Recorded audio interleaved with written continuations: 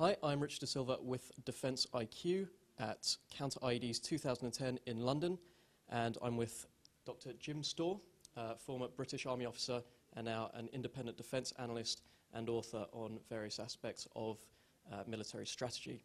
Jim, it's always good to see you.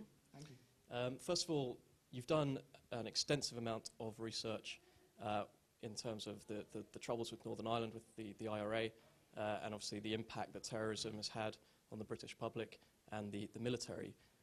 How are we applying those lessons to the current situation in Afghanistan?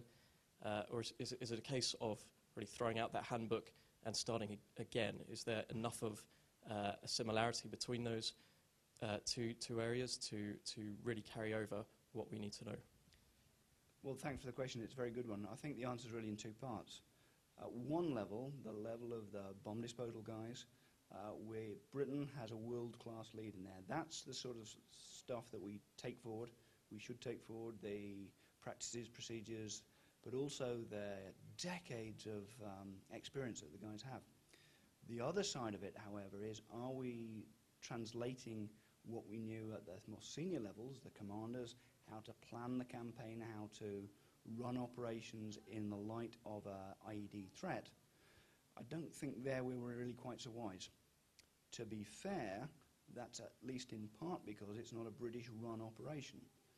It's a NATO or an ISAF operation, and that involves a lot of other people.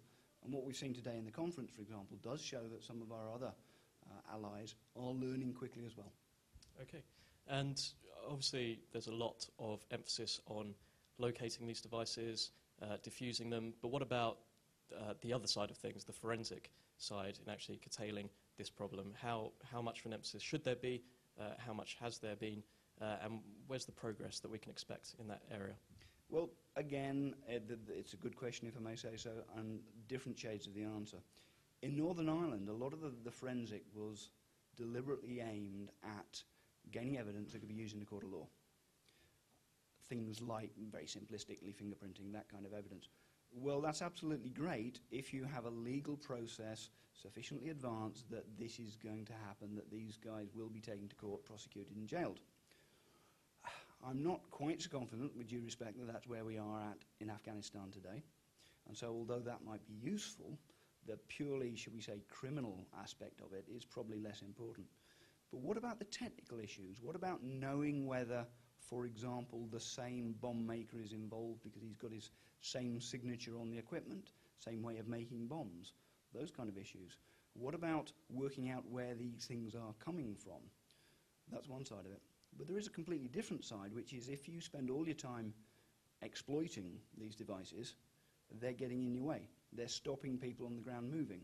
So there's got to be a balance between, if you like, technical and criminal exploitation and just clearing them and getting on with things.